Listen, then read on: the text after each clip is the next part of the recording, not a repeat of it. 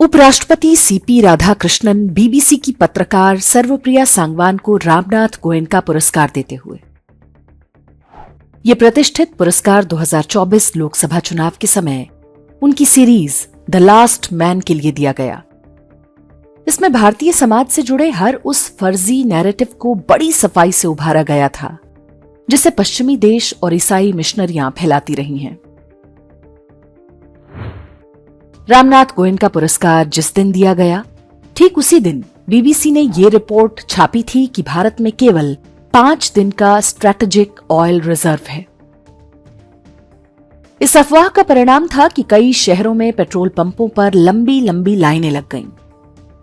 कुछ घंटों बाद बीबीसी ने धीरे से यह रिपोर्ट डिलीट कर दी। न माफी मांगी, न कोई स्पष्टीकरण दिया।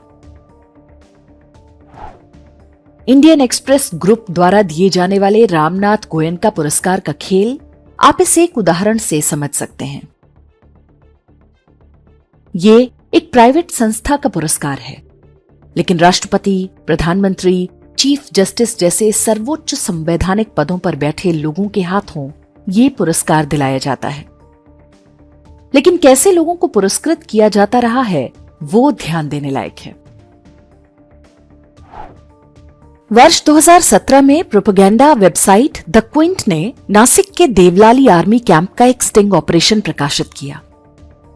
दावा किया गया कि भारतीय सेना के बड़े अधिकारी जवानों से घरेलू नौकर का काम लेते हैं। एक सार्जेंट से बातचीत के आधार पर यह दावा किया गया था। स्टिंग ऑपरेशन आते ही उस सार्जेंट ने कार्रवाई के डर से फांसी लगा ली। पुलिस ने द क्विंट की रिपोर्टर पूनम अग्रवाल पर सेना के प्रतिबंधित क्षेत्र में शूटिंग करने, जासूसी और सैनिक को आत्महत्या के लिए उकसाने का केस दर्ज किया। न्यायालय में अभी सुनवाई चल ही रही थी कि वर्ष 2018 में रिपोर्टर का नाम रामनाथ गोयनका पुरस्कार के लिए घोषित कर दिया गया। पुरस्कार देने के लिए राष्ट्रपति रामनाथ कोविंद को मुख्य अतिथि के रूप में बुलाया गया। राष्ट्रपति भारतीय सेना के सर्वोच्च कमांडर होते हैं। राष्ट्रपति के हाथों उस पत्रकार को पुरस्कृत कराया गया जिस पर सेना की जासूसी करने और जवान की आत्महत्या का केस लंबित था। शिकायत दर्ज कराने वाले सेना के अधिकारियों के मनोबल पर इसका कैसा प्रभाव पड़ा होगा, आप इसकी केवल कल्पना कर सकते हैं। नासिक का देवलाली कैंप संवेदनशील सैन्य ठिकानों में से एक है। वहां कई बार पाकिस्तानी जासूस भी पकड़े जा चुके हैं। उत्तर प्रदेश में 2017 के विधानसभा चुनाव के समय एबीपी न्यूज चैनल के अभिसार शर्मा ने रिपोर्टिंग की आड़ में समाजवादी पार्टी का प्रचार किया था। इसी दौरान उन्होंने बताया था कि धान के खेतों से गेहूं निकलता है जिससे रोटी बनती है। मैं इस वक्त कुशीनगर में हूं और मेरे पीछे आप जहां निगाह डालें वहां पर ये धान के खेत हैं। दूर दूर तक आप देख सकते हैं धान के खेत हैं। धान के खेत यानी गेहूं, गेहूं यानी रोटी।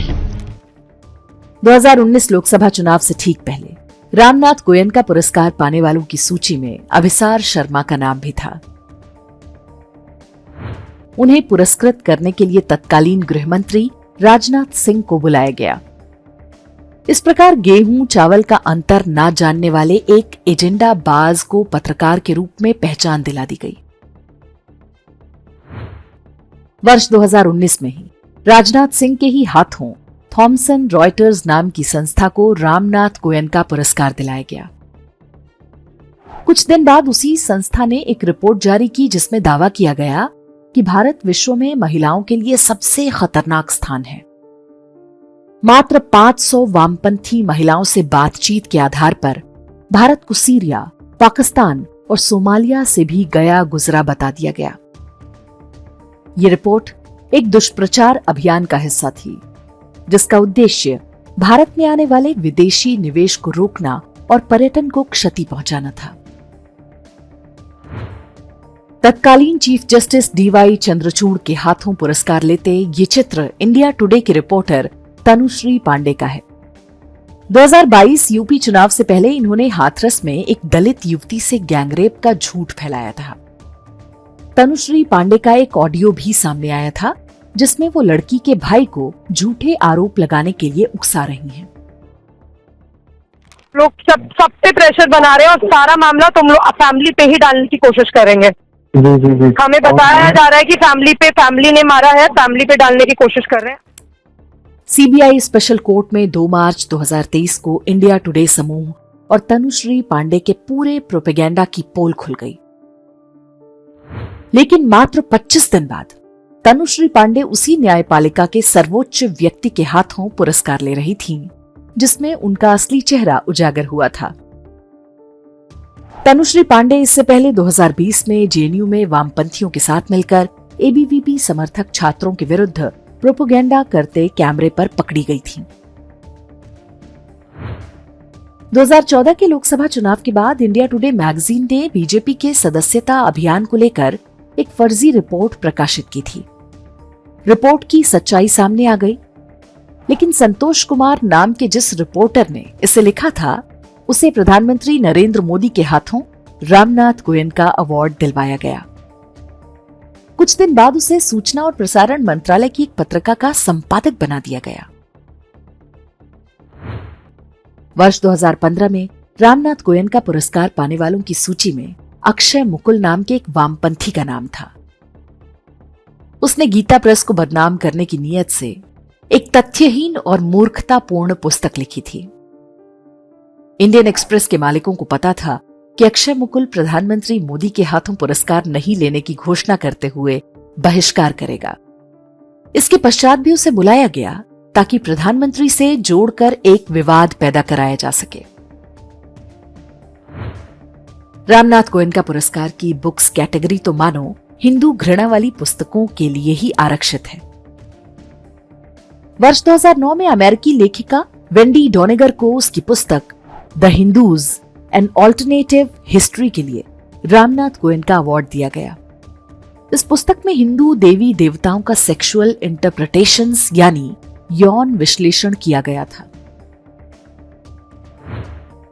वर्ष 2020 में इमरजेंसी क्रॉनिकल्स नाम की पुस्तक को रामनाथ गोयनका पुरस्कार दिया गया।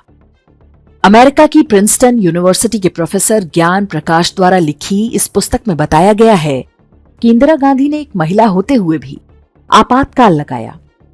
इससे भारतीयों के पुरुषवादी अहंकार को ठेस पहुंची, जिसके कारण उन्होंने आपातकाल का विरोध किया।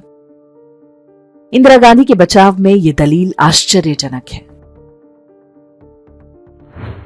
इंडियन एक्सप्रेस समूह को स्पष्ट करना चाहिए कि क्या उसी पुरुषवादी अहंकार के कारण उनके संस्थापक रामनाथ गोयनका ने इमरजेंसी के समय इंदिरा गांधी के विरुद्ध संघर्ष किया था?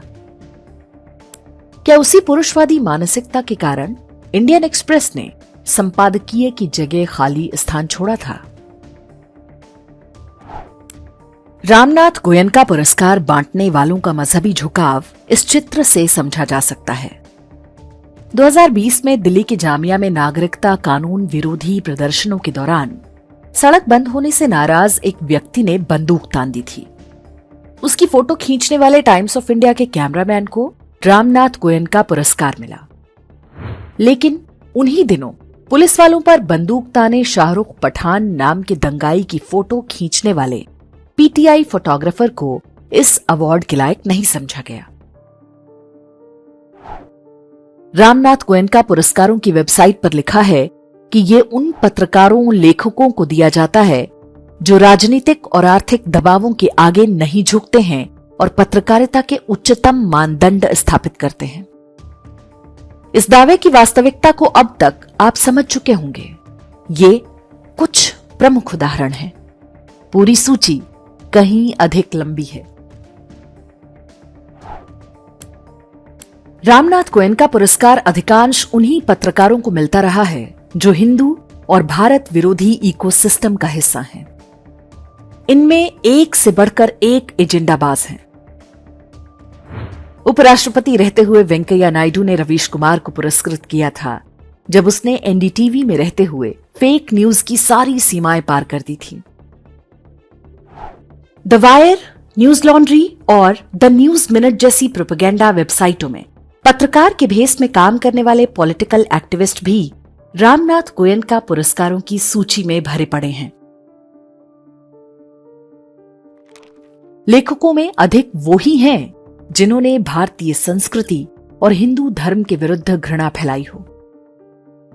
उन विदेशी पत्रकारों को भी पुरस्कृत किया जाता है जिन पर भारत विरोधी प्रोपेगेंडा के आरोप हैं। पुरस्कार देने के लिए अपवाद के रूप में एक दो ऐसे नाम भी जोड़ लिए जाते हैं ताकि निष्पक्षता का भ्रम बना रहे। रामनाथ गोयनका पुरस्कार के चरित्र से परिचित होने के बाद आप इनके प्रायोजकों की सूची भी देख लें। इनमें मध्य प्रदेश, हरियाणा, उत्तराखंड की भाजपा सरकारों के साथ साथ अधिकांश सरकारी कंपनियां हैं। यानी जनता के टैक्स का पैसा भारत और हिंदू घृणा में डूबे पत्रकारों को फंड करने में जा रहा है। रामनाथ गोयनका अवार्ड के समाचार दूरदर्शन पर चलते हैं मानो ये कोई राष्ट्रीय पुरस्कार हो। प्रश्न ना तो रामनाथ गोयनका अवार्ड्स का है, ना ही बीबीसी जैसे किसी भारत विरोधी मीडिया संस्थान या किसी पत्रकार का। प्रश्न सत्ता के उन कर्णधारों से है जिन्हें 3 कार्यकाल के बाद भी नहीं पता कि वे कहां कहां जाकर कैसे कैसे लोगों को रेवड़ियां बांट आते हैं। यह एक प्रकार का बौद्धिक दिवालियापन है जिसका कारण हमारी समझ से परे है। राष्ट्रपति, प्रधानमंत्री और मंत्री किसी मीडिया संस्थान के कार्यक्रम में जाएं, इसमें कोई समस्या नहीं, लेकिन वहां पर उनके हाथों से पुरस्कार पाने वाले कौन लोग हैं, क्या उन्हें यह पता नहीं होना चाहिए? या हम मान लें कि वे ये सब जानबूझकर कर रहे हैं ताकि उन लोगों को चिढ़ा सकें जो बिना किसी स्वार्थ, बिना किसी पुरस्कार की आशा तरह तरह के कष्ट सहकर उनके नाम की गालियां खा रहे हैं।